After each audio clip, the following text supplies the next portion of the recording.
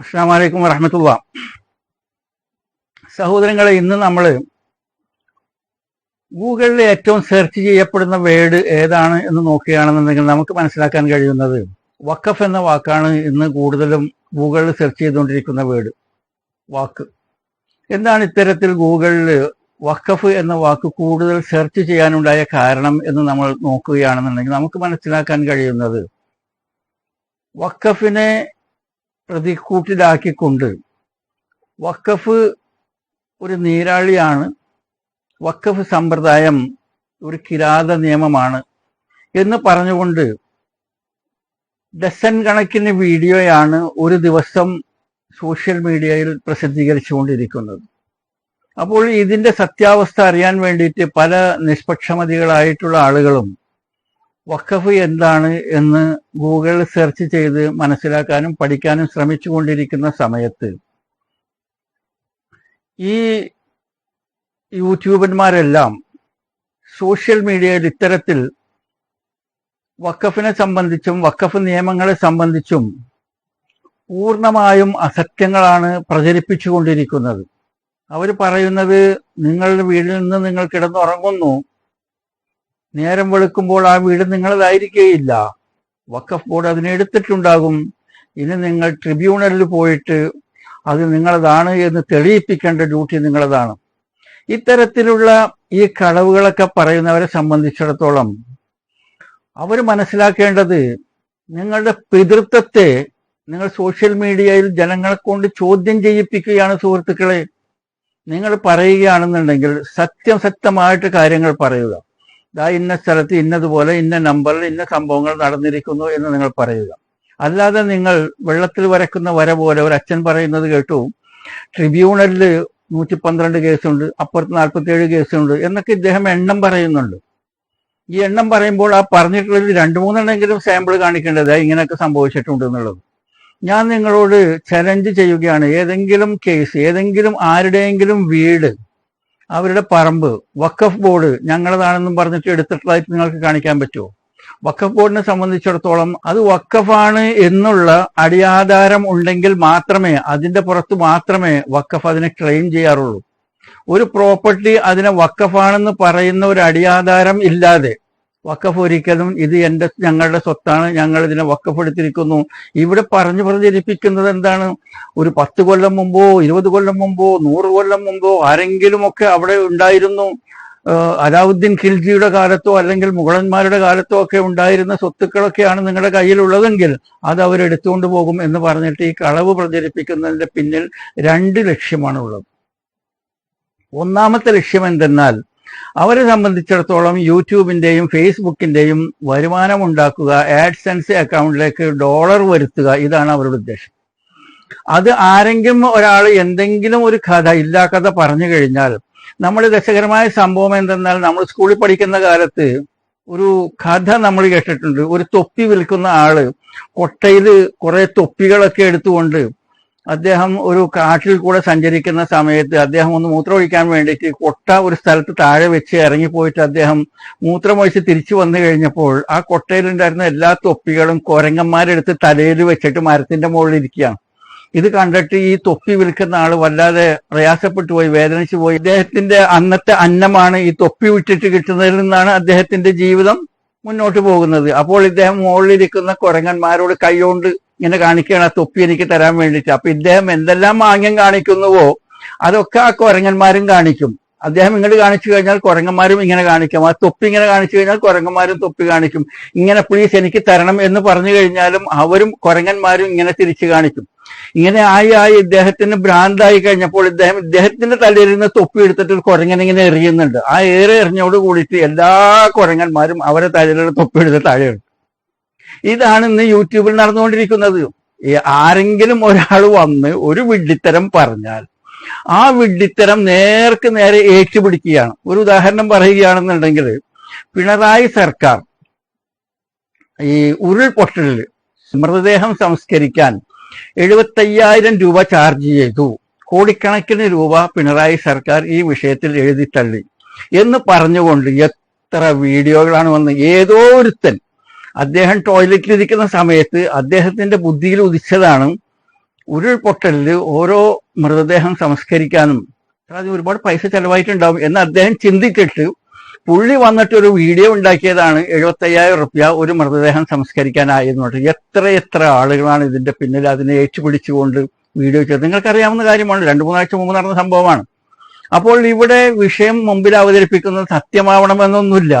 അവരെ സംബന്ധിച്ചിടത്തോളം അവർക്ക് യൂട്യൂബിന്റെ വരുമാനം വേണം, ഫേസ്ബുക്കിന്റെ വരുമാനം വേണം, ഇതാണ് അവരുടെ ഉദ്ദേശം. ആ ഉദ്ദേശത്തിന്റെ പുറത്ത് തന്നെയാണ് ഇപ്പോൾ വഖഫ് ബോർഡിന്റെ പിന്നാലെ പിടിച്ചിരിക്കുന്നതും എന്ന് മനസ്സിലാക്കുക.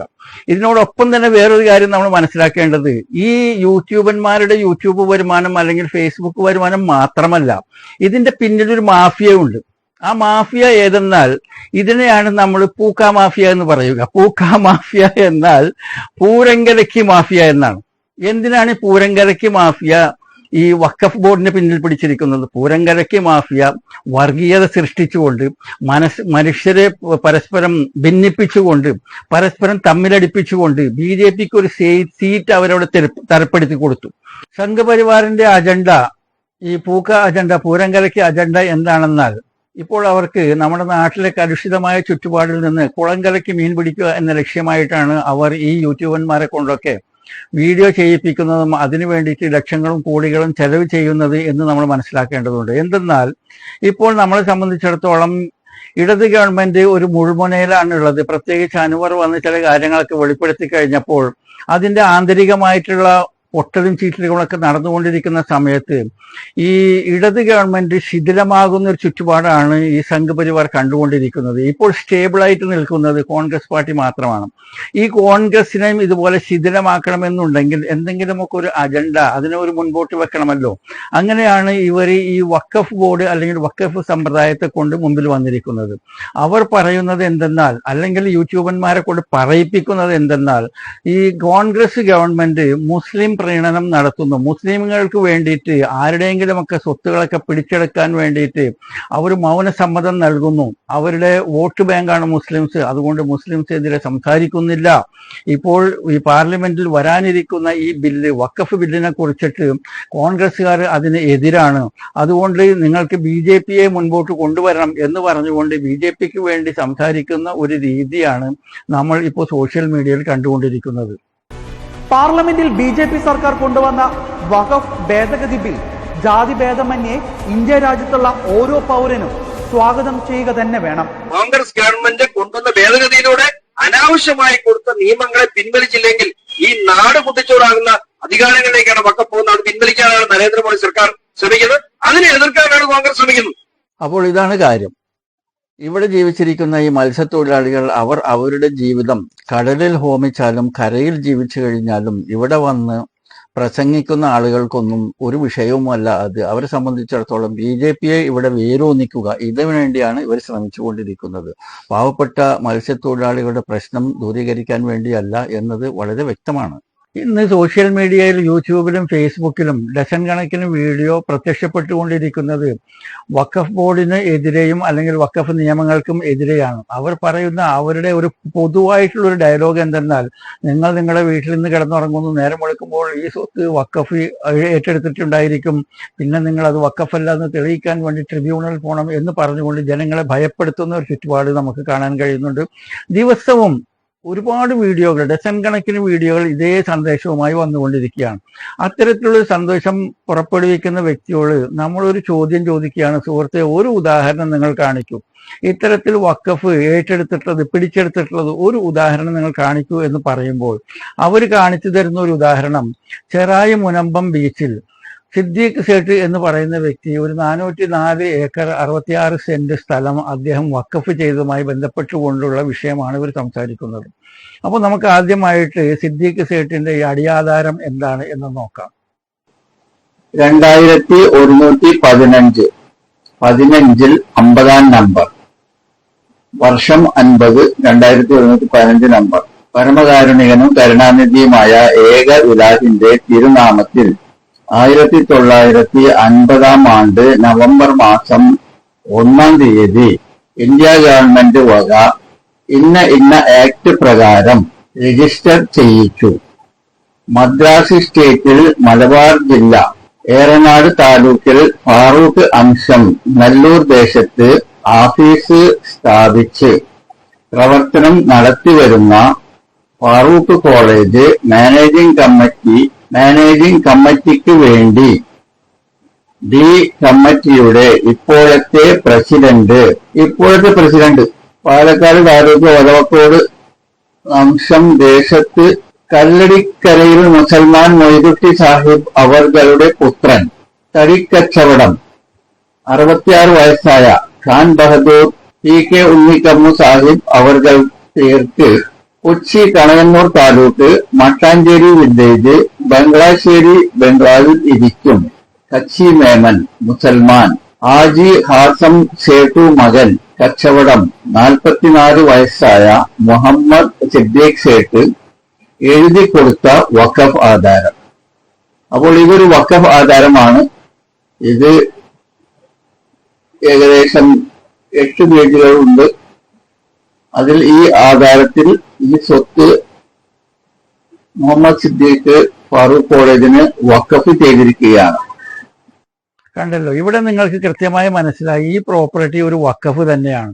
അദ്ദേഹം 1950 അള്ളാഹുവിന്റെ നാമത്തിൽ ആണ് അദ്ദേഹം ഈ വഖഫിന്റെ ഈ അടിയാധാരം ആരംഭിക്കുന്നതും ആ അടിയാധാരം വഖഫാണെന്ന് അദ്ദേഹം പറയുകയും ചെയ്തിട്ടുണ്ട്. ആ പ്രോപ്പർട്ടിയാണ് ആളുകൾ പോയിട്ട് വാങ്ങിച്ചിരിക്കുന്നത് ഈ ഫാറൂഖ് കോളേജിൽ നിന്നും. എങ്ങനെ അവർ വാങ്ങിച്ചു? ഒരു അടിയാധാരത്തിനകത്ത് അതൊരു വഖഫാണ് എന്ന് പറയുമ്പോൾ അത് വാങ്ങിക്കുന്ന ആളുകൾ പ്രത്യേകം മനസ്സിലാക്കേണ്ടത്, വാങ്ങിച്ചു കഴിഞ്ഞാൽ അതിന്റെ പിന്നിൽ പ്രശ്നങ്ങൾ ഉണ്ടാകും. ഒരു ചോദ്യം ഞാനിവിടെ ചോദിക്കാൻ ആഗ്രഹിക്കുന്നു. ഇതേപോലത്തെ ഒരു അടിയാധാരം അത് ഏതെങ്കിലും ഒരു മലങ്കര സഭയുടെയോ അല്ലെങ്കിൽ ഒരു സുറിയാനി സഭയ്ക്കോ വേണ്ടിയിട്ട് ഒരു ക്രിസ്ത്യൻ സഹോദരനും 100-100 ഏക്കർ വഖഫ് ചെയ്തിരിക്കുന്നു, അവർക്ക് വേണ്ടി കൊടുത്തിരിക്കുന്നു എന്ന് പറഞ്ഞു കഴിഞ്ഞാൽ ഏതെങ്കിലും മനുഷ്യർ ക്രിസ്ത്യാനിയോ ഹിന്ദുവോ മുസ്ലിമോ പോയിട്ട് അതിൽ നിന്ന് വാങ്ങിക്കുമോ? അതേപോലെ തന്നെ വേറെ ഒരു ഹിന്ദു സഹോദരൻ അദ്ദേഹം ഏതെങ്കിലും ഒരു വേട്ടക്കുരുമകൻ ക്ഷേത്രമെന്നോ അല്ലെങ്കിൽ ഏതെങ്കിലും ഒരു കാവിലകം ഭഗവതി ക്ഷേത്രം എന്ന് പറയുന്ന ഒരു ക്ഷേത്രത്തിന് വേണ്ടിയിട്ട് അദ്ദേഹം 100-100 ഏക്കർ സ്ഥലം കൊടുത്തിട്ടുണ്ടെങ്കിൽ ഏതെങ്കിലും മനുഷ്യർ ആ അടിയാധാരം വായിച്ചിട്ട് അതിൽ നിന്ന് അവിടുത്തെ തന്ത്രിയോ പൂജാരിയോ സ്ഥലം വിൽക്കുന്നുണ്ടെങ്കിൽ നിങ്ങൾ വാങ്ങിക്കുമോ? വാങ്ങിക്കില്ല. അപ്പോൾ ഈ ചെറായി മുനമ്പം ബീച്ചിൽ താമസിക്കുന്ന വീട്ടുകാരെ സംബന്ധിച്ചിടത്തോളം അവർ ഒന്നുകിൽ അവരുടെ അജ്ഞത കൊണ്ടോ അല്ലെങ്കിൽ 100-150 രൂപയ്ക്ക് ഒരു സെന്റ് സ്ഥലം ലഭിക്കുന്നു എന്ന അത്യാഗ്രഹത്തിന്റെ പുറത്തോ എന്തോ ആയിക്കോട്ടെ അവരങ്ങനെ സ്ഥലം വാങ്ങിച്ചു എന്നുണ്ടെങ്കിൽ ഒന്നാമതായിട്ട് ചെയ്യേണ്ടിയിരുന്നത് ഫാറൂഖ് കോളേജിനെതിരെ ക്രിമിനൽ കേസ് കൊടുക്കുക എന്നുള്ളതാണ് ഒന്നാമത്തെ സിസ്റ്റം. അപ്പോൾ ഫാറൂഖ് കോളേജിന്റെ പുറത്തൊരു ക്രിമിനൽ കേസ് കൊടുത്തിട്ടില്ല. രണ്ടാമതായിട്ട് നിങ്ങളെ സംബന്ധിച്ചിടത്തോളം ഇതിന് ഏറ്റവും എളുപ്പമുള്ളൊരു സൊല്യൂഷൻ, ഇവിടെ താമസിക്കുന്ന പാവപ്പെട്ട വീട്ടുകാർക്ക് ഐക്യദാർഢ്യം പ്രഖ്യാപിച്ചുകൊണ്ട് ഒരുപാട് അച്ഛന്മാർ സംസാരിക്കുകയുണ്ടായി, രാഷ്ട്രീയക്കാർ സംസാരിക്കുകയുണ്ടായി, ഹൈബി ഈഡനും വന്ന് സംസാരിക്കുകയുണ്ടായി. അപ്പോൾ ഇവരൊക്കെ സംബന്ധിച്ചിടത്തോളം ഞങ്ങൾ നിങ്ങളുടെ കൂടെയുണ്ട്, ഞങ്ങൾ നിങ്ങളോട് ഐക്യദാർഢ്യമുണ്ട്, നിങ്ങളെ ഒന്നും ആർക്കും ഇവിടെ നിന്ന് ഇറക്കി വിടാൻ പറ്റുകയില്ല, എത്ര വരെ. ഇതൊക്കെ കോടതിയിൽ നടന്നുകൊണ്ടിരിക്കുന്ന കേസാണ്, വർഷങ്ങളെടുക്കാം. പക്ഷേ എളുപ്പത്തിൽ ചെയ്തു തീർക്കാൻ പറ്റുന്ന ഒരു സംഭവമുണ്ട്. അതെന്തെന്നാൽ മധ്യസ്ഥതയിൽ കൂടെ ഇത് വളരെ എളുപ്പത്തിൽ ചെയ്തു തീർക്കാം. അത് വഖഫ് ബോർഡ് ആണെന്നുണ്ടെങ്കിലും ഫറൂഖ് കോളേജ് ആണെന്നുണ്ടെങ്കിലും ബാക്കി മുസ്ലിം സംഘടനകളാണെന്നുണ്ടെങ്കിലും മറ്റിതര സംഘടനകളും രാഷ്ട്രീയക്കാരും എല്ലാവരെ സംബന്ധിച്ചിടത്തോളം അവർക്കെല്ലാവർക്കും മനുഷ്യത്വം എന്ന് പറയുന്ന ഒരു സംഭവമുണ്ട്, ഒരു മനസ്സുണ്ട്, സന്മനസ്സുണ്ട്. അവരെല്ലാവരും കൂടി ഒരു മേശയ്ക്ക് ചുറ്റും ഇരിക്കുകയാണെന്നുണ്ടെങ്കിൽ വളരെ എളുപ്പത്തിൽ ഇത് ചെയ്തു തീർക്കാവുന്നതാണ്. കോടതിയിൽ നിന്ന് കേസ് പിൻവലിക്കാനും കഴിയും. വളരെ എളുപ്പത്തിൽ ഈ പ്രശ്നം പരിഹരിക്കാനും ഇവിടെ ജീവിക്കുന്ന മത്സ്യത്തൊഴിലാളികൾക്ക് സമാധാനവും ശാന്തിയും ലഭിക്കാൻ വേണ്ടി ചില സന്നദ്ധ സംഘടനകൾ ഒരു ഫോം തയ്യാറാക്കിയിട്ടുണ്ട്. ആ ഫോം എല്ലാ വീടുകൾക്കും കൊടുത്തുകൊണ്ട് അവരുടെ പ്രോപ്പർട്ടി ഡീറ്റെയിൽസ് അതിൽ എഴുതി കിട്ടാൻ വേണ്ടിയിട്ടാണ് സന്നദ്ധ സംഘടനകളെല്ലാം ആവശ്യപ്പെടുന്നത്. ആ ഫോമിലേക്ക് നമുക്ക് പോകാം. ഇവിടെ താമസിക്കാൻ വരുന്നവരെ സഹായിക്കാൻ വരുന്നവ രാഷ്ട്രീയക്കാരായാലും ശരി, ഭൂമി സംരക്ഷണ സമിതി ആയാലും ശരി, ആർക്കും എളുപ്പത്തിൽ അവിടുത്തെ ആളുകളുടെ വിശദവിവരങ്ങൾ മനസ്സിലാക്കാൻ വേണ്ടി തയ്യാർ ചെയ്യപ്പെട്ടിട്ടുള്ള ഒരു ഫോമാണ്. അതിലിവിടെ നിങ്ങൾ വായിക്കാം, വഖഫ് ബോർഡ് അവകാശം ഉന്നയിക്കുന്ന ചെറായി മുനമ്പം ഭൂമിയിൽ താമസിക്കുന്ന ഭൂസ്വത്ത് ഉടമകളുടെ പേരുവിവരങ്ങൾ, 1 ക്രമനമ്പർ, 1, 2, 3, 4 എന്ന രീതിയിൽ ക്രമനമ്പർ, സ്ഥലം ഉടമയുടെ പേര്, ആരുടെ പേരിലാണോ സ്ഥലം രജിസ്റ്റർ ചെയ്തിരിക്കുന്നത് ആ വ്യക്തിയുടെ പേര്, വസ്തുവിവരങ്ങൾ, ഇത് പള്ളിയാണോ, അമ്പലമാണോ, വീടാണോ, സ്കൂളാണോ, റിസോർട്ടാണോ, ക്ലബാണോ, എന്താണ് എന്നുള്ളത് ഇവിടെ എഴുതുക. ആ സ്ഥലം, ആ വസ്തു എത്ര സെന്റ്, എത്ര ഏക്കർ സ്ഥലത്താണ് നിലകൊള്ളുന്നത് എന്നും എഴുതുക. ഈ വസ്തു എവിടെയാണ് രജിസ്റ്റർ ചെയ്തിരിക്കുന്നത്, ഇദ്ദേഹത്തിന്റെ പേരിൽ എവിടെയാണ് രജിസ്റ്റർ ചെയ്തിരിക്കുന്നത്, ഏത് രജിസ്റ്റർ ഓഫീസിലാണ്, അത് ഇവിടെ എഴുതുക. പിന്നെ ഏത് തീയതിയിലാണ് ഇത് രജിസ്റ്റർ ചെയ്തിരിക്കുന്നത്, അത് ഇവിടെ എഴുതുക. പിന്നെ നിങ്ങൾ ഈ വസ്തുവിന് കരം അടച്ചിട്ടുണ്ടാവുമല്ലോ, കരം അടച്ചിട്ടുള്ള പല റെസീറ്റുകളും നിങ്ങളുടെ കയ്യിലുണ്ടാവും, അത് ഇവിടെ റെസീറ്റ് നമ്പർ എഴുതുക. പിന്നെ ഭൂമി ആരിൽ നിന്നും വാങ്ങി, ഇത് ഫറൂഖ് കോളേജിൽ നിന്ന് വാങ്ങിയ ഭൂമിയാണോ അതോ ഇടനിലക്കാരിൽ നിന്നും വാങ്ങിയതാണോ എന്ന് ഇവിടെ എഴുതുക. ഇത്രയും കാര്യങ്ങൾ നിങ്ങൾ ഇതിൽ പൂരിപ്പിച്ചു കൊടുത്തു കഴിഞ്ഞാൽ നിങ്ങളെ സഹായിക്കാൻ വേണ്ടി വരുന്ന മന്ത്രിമാർക്കും അതേപോലെ തന്നെ ജനസേവകർക്കും പള്ളിയിലെ അച്ഛന്മാർക്കും സാമൂഹ്യ പ്രവർത്തകർക്കും എല്ലാം ഇത് വളരെ ഉപകാരപ്രദമായിരിക്കും. കണ്ടല്ലോ. അപ്പോൾ നിങ്ങളെ സംബന്ധിച്ചിടത്തോളം ഈ ഫോം നിങ്ങൾ മൊത്തത്തിൽ ഫില്ല് ചെയ്യുക. ഫില്ല് ചെയ്തിട്ട് ഇവിടെ എത്ര ആളുകളുണ്ട്, എത്ര വീടുകാരുണ്ട്, അവരടുത്ത് മൊത്തത്തിൽ എത്ര സ്ഥലമുണ്ട്, ബാക്കി എത്ര സ്ഥലമാണ് ഫറൂഖ് കോളേജിന്റെ കയ്യിൽ ഉള്ളത് എന്നുള്ളത് ഒരു ബ്ലാക്ക് ആൻഡ് വൈറ്റ് ആയി നിങ്ങൾ അതിനെ അവതരിപ്പിച്ചു കഴിഞ്ഞാൽ ഈ ലിസ്റ്റും എടുത്തുകൊണ്ട് നമുക്ക് മതപണ്ഡിതന്മാരുടെയും കൂടെ, അതായത് ക്രിസ്ത്യൻ മതപണ്ഡിതന്മാരും മുസ്ലിം മതപണ്ഡിതന്മാരും വഖഫ് ബോർഡും MLA-യും വഖഫ് മന്ത്രിയെയും എല്ലാവരെയും ഇരുത്തിക്കൊണ്ട് ഒരു മീറ്റിംഗ് കൂടിക്കൊണ്ട് ഏതായാലും ഇവർ വാങ്ങിച്ചു പോയി ആ വാങ്ങിച്ചിട്ടുള്ള സ്ഥലങ്ങൾ ഫറൂഖ് കോളേജിനോടും വഖഫ് ബോർഡിനോടും അവർക്ക് കൊടുക്കാനും ബാക്കി ശേഷിക്കുന്ന സ്ഥലങ്ങൾ അത് ഫറൂഖ് കോളേജിന് ഡെവലപ്പ് ചെയ്യാനുള്ള അവസരങ്ങൾ കൊടുക്കുകയും അവിടെ അളക്കാൻ അനുവദിക്കുകയും ചെയ്യുക എന്ന ഒരു സിറ്റുവേഷനിലേക്ക് നിങ്ങൾ വരികയാണെന്നുണ്ടെങ്കിൽ ഒരാഴ്ചക്കുള്ളിൽ തീരാവുന്ന പ്രശ്നമേ ഉള്ളൂ. ആദ്യമായിട്ട് ഞാൻ നിങ്ങളോട് ആവശ്യപ്പെടുന്നത് ഈ ചിത്രത്തിൽ കാണുന്ന അച്ഛന്മാരോടും അതേപോലെ തന്നെ ഈ ഹൈബി ഈടനും ഈ പാവപ്പെട്ടവരെ സഹായിക്കാൻ ആഗ്രഹിക്കുന്ന സന്മനസ്സുള്ള എല്ലാവരോടും കൂടിയിട്ട് ആവശ്യപ്പെടുകയാണ്. ഈ ഒരു ഫോം തയ്യാറായതോടുകൂടി തന്നെ ഈ സംഭവം ബ്ലാക്ക് ആൻഡ് വൈറ്റ് ആയി മാറുകയാണ്. ഇവിടെ ജനങ്ങൾക്കൊന്നും ഒരു പിടുത്തവും ഇല്ല. ഇവിടെ എത്ര ആളുകൾ താമസിക്കുന്നുണ്ട്, എത്ര സ്വത്തുക്കൾ അവരുടെ കയ്യിലുണ്ട്. ഈ ചർച്ചുകളുണ്ട്, 2-3 ചർച്ചുകളുണ്ട്, അതേപോലെ തന്നെ റിസോർട്ടുകളുണ്ട്, മഹീന്ദ്ര ക്ലബുണ്ട്. ഇവരുടെയൊക്കെ കയ്യിലുള്ള അതിന്റെ ഡീറ്റെയിൽസ് അവിടെ കൊടുക്കുക. അത് രജിസ്റ്റർ ചെയ്തിട്ടുള്ള അതിന്റെ ഡോക്യുമെന്റ് ഡീറ്റെയിൽസും കൊടുത്തു കഴിഞ്ഞാൽ സംഗതി ബ്ലാക്ക് ആൻഡ് വൈറ്റ് ആയി. അതോടുകൂടിയിട്ട് ആ ഒരു മീറ്റിങ്ങിനെ സംബന്ധിച്ചിടത്തോളം ഇന്ന ആളുകളുടെ പ്രോപ്പർട്ടികൾ ഇന്ന രീതിയിൽ കൊടുക്കാൻ പറ്റും എന്ന് വഖഫ് ബോർഡിനോട് മന്ത്രിക്കും അതേപോലെ തന്നെ സന്മനസ്സുള്ള മതപണ്ഡിതന്മാരും ഒക്കെ അപേക്ഷിക്കുകയാണെന്നുണ്ടെങ്കിൽ വഖഫ് ബോർഡിന്റെ തീരുമാനങ്ങൾക്കെല്ലാം മാറ്റം വരാനുള്ള സാധ്യതയൊക്കെ ഉണ്ട്. അപ്പോൾ അതിനു വേണ്ടിയിട്ട് കോടതിയിൽ പോയി വർഷങ്ങൾ ചെലവഴിക്കുന്നതിനേക്കാളൊക്കെ എത്രയോ എളുപ്പത്തിൽ ഈ ഒരു പ്രശ്നം സോർട്ട് ഔട്ട് ആക്കാൻ കഴിയുമെങ്കിൽ എന്തുകൊണ്ട് നിങ്ങൾക്ക് അങ്ങനെ ചെയ്തുകൂടാ? അതിലേക്കാണ് ഞാൻ നിങ്ങളെ ശ്രദ്ധ ക്ഷണിക്കുന്നത്. അപ്പോൾ ഇത്രയും പറഞ്ഞുകൊണ്ട് ഞാൻ എൻ്റെ സംസാരം ഉപസംഹരിക്കുന്നു. എല്ലാവർക്കും നന്മ വരട്ടെ, എല്ലാം നല്ല രീതിയിൽ കലാശിക്കട്ടെ എന്ന് പ്രാർത്ഥിച്ചുകൊണ്ട് ഉപസംഹരിക്കുന്നു. Thank you. അസ്സലാമു അലൈക്കും.